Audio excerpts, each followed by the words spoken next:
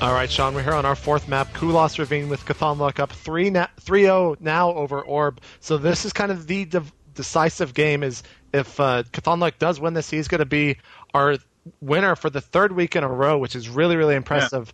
Yeah. And Orb now kind of has to throw it out all on the table, as this is going to be either his last match in the Showcase Series or his first win in the Showcase Series. So looking at Kulos Ravine TVP, what do you expect to see? Yeah, I was just saying, or hopefully not his first win before his last match. I mean, it's always horrible to be down 0-2 in a best of 5, because then you have to win 2 more games to be even.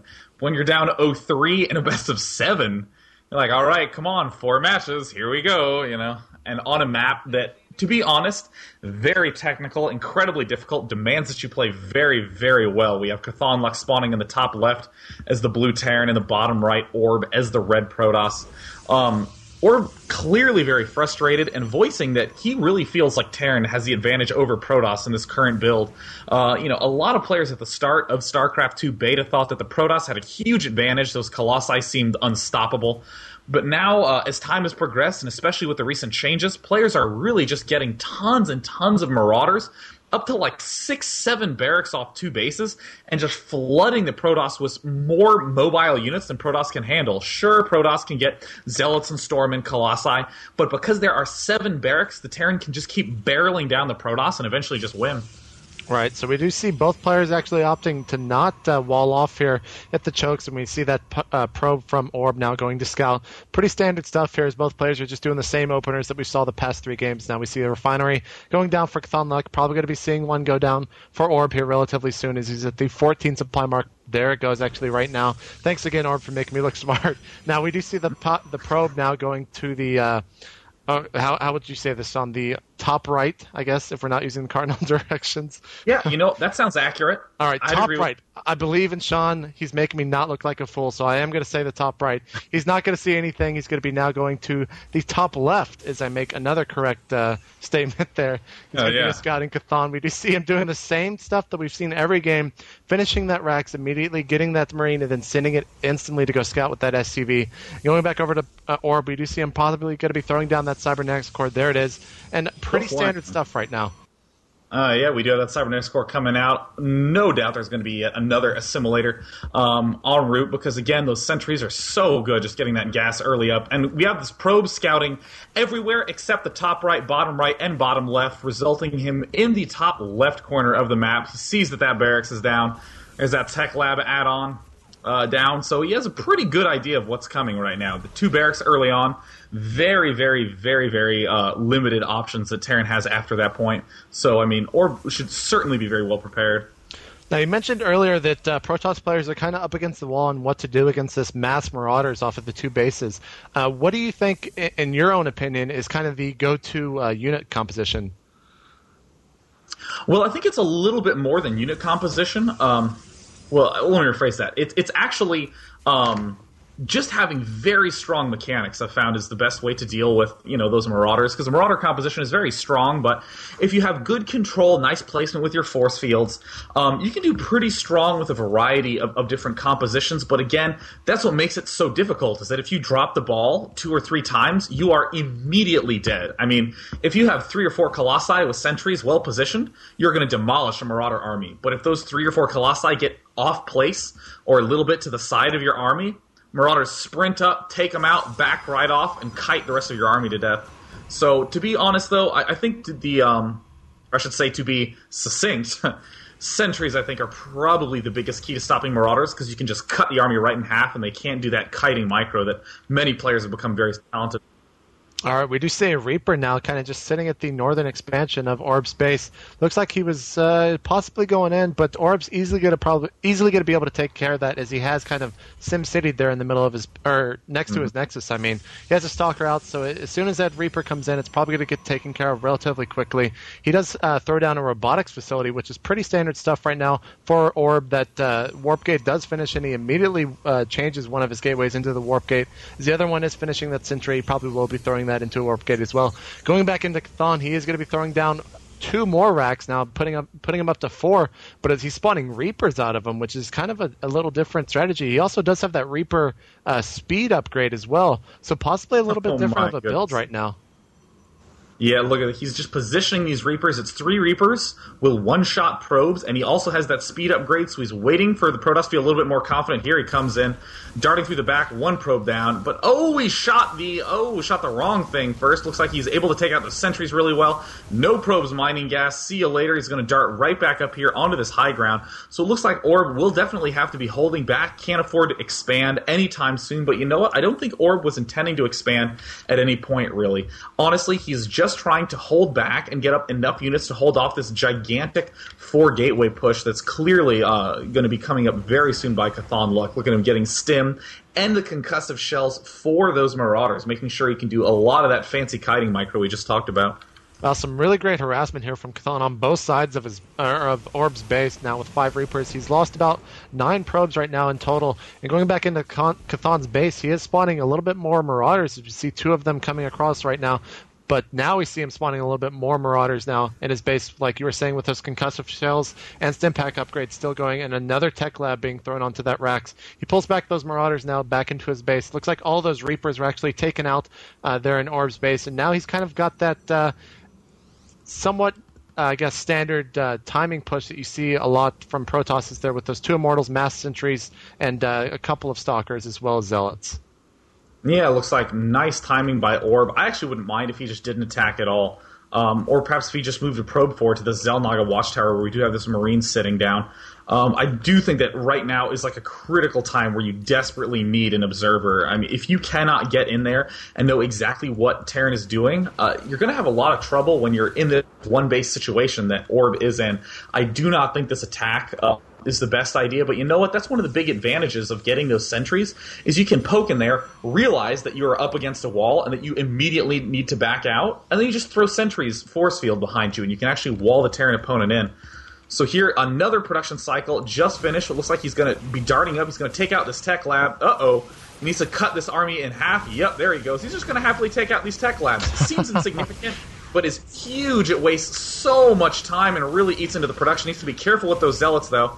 And look at this, throwing down the Guardian Shield. Perfect. And oh my god, if he can throw down some force fields and take out some of these depots, that would be huge. But looks like he's let all those units come in. There's comes some more nice force fields, getting himself into a corner, trying to cut him off, but now he has to face the army directly.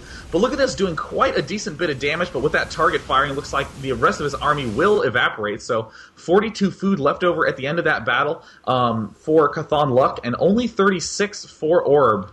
But, you know, once again, all those tech labs are down, so this army size isn't going to change very much for Cauthon Luck.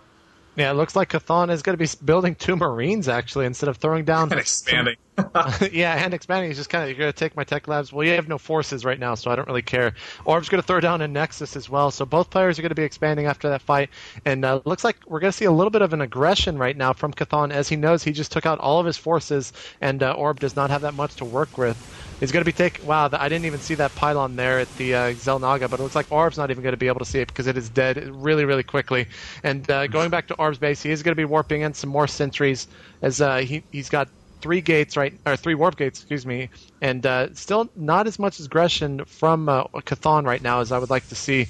I was hoping he would go and kind of attack this natural expansion of Orb, or at least see it, because right now he doesn't even know that he's expanding.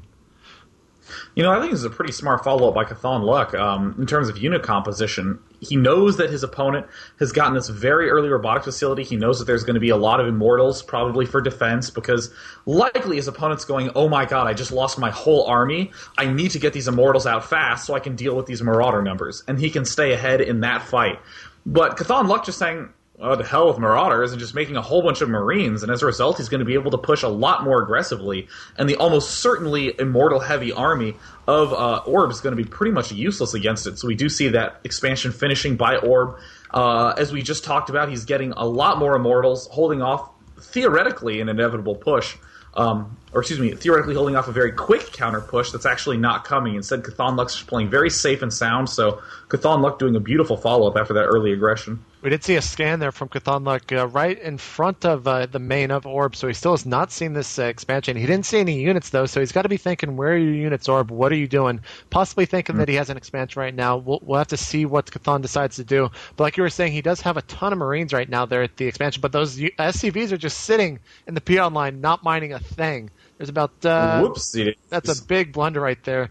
Still sitting there. Okay, now he finally redirects him. That was about probably 30 seconds or so.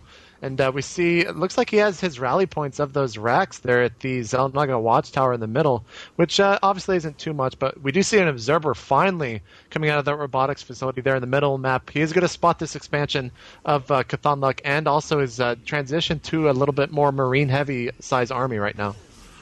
Yeah, and oh my god, with those medevacs just now getting out, this is a little bit panicking for Orb because he sees that there's a pretty significant army right there.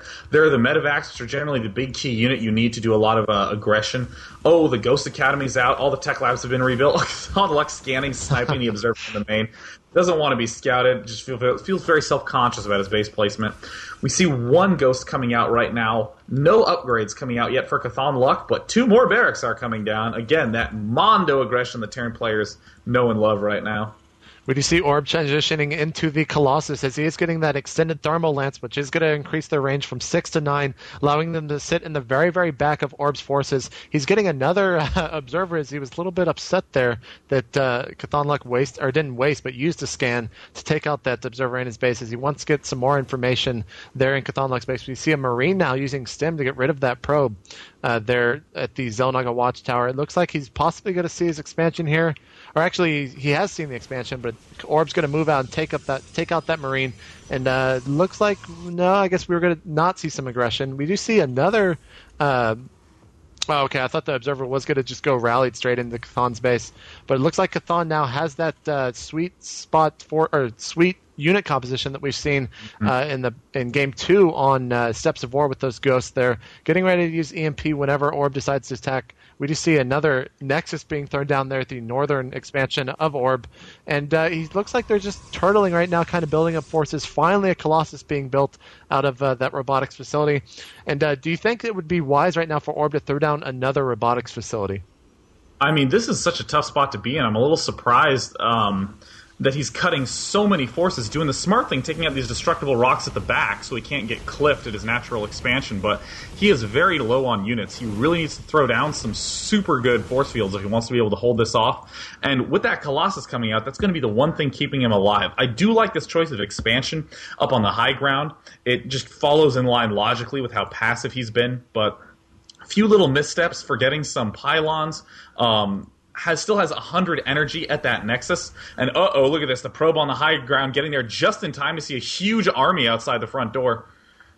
Yeah, that Colossus is actually just now coming out, but he doesn't actually have it hotkeyed right now as it's just standing there. There we go. We do see this great timing from Cauthon as he comes in EMPing with that infantry upgrade finishing really quickly. We see him stem and run forward and just try to take out as many units as he can. Orb just retreating. He's not really sure what to do here. And, I mean, Cauthon is just utterly destroying Orb's forces right now. Yeah, this is like the most one-sided game we've seen this series. Orb GG, Cauthon Luck a champion for 3 weeks in a row. In the last 3 matches, he has only lost 2 games, one to Artosis and one to Idra, demonstrating that he's a really strong player. I mean, Orb just made that one classic mistake, the one control group syndrome that every StarCraft 2 player is falling victim to. Hotkeying everything as once. When you click, they all cluster, making it perfect targets for EMP. I mean, I really think Orb would have been able to put up a decent fight had he thrown force fields up along the left and right side of that wide choke, and then just bought a little bit more time and used the extra range of his Colossus. But I mean, that one EMP immediately ended any sort of defense by Orb. Yeah, really a disappointing 4th game after 3 really action-packed games. I think we only saw 2 fights there on Kulas, but like you said earlier, Cauthon Luck is going to be winning now 3 weeks in a row, setting the standard there for all the competitors here in the MLG Showcase Series. One thing to note is that next week we will actually not be recording a match, so you will not see a poll going up on Monday, as our producer is actually traveling to MLG Orlando for the first event of the MLG 2010 series. So we will be back the week after that, actually, with the little one. They're going up as we're not even going to throw a poll up, as we had to set up a special match for our European friend, the little one, and he will be playing Cauthon Luck in a T versus a random, which should be, I mean, looking at little one's past games, it should be a really, really exciting match. Yeah, I definitely look forward to it. I mean, again, Cauthon Luck really demonstrating that he has a high caliber of play in 2 of the 3 matchups for Terran. I mean, that amazing Terran vs. Zerg he demonstrated against Idra and Artosis, and then the incredible Terran vs. Protoss he displayed against Orb. I really look forward to seeing him play once again in 2 weeks. All right, well, we'll be back in 2 weeks, guys. Make sure to keep watching TL.net for any updates in that MLG Showcase thread. I'm JP McDaniel, and that was, of course, Sean Day9 Plot, and we will see you guys in 2 weeks.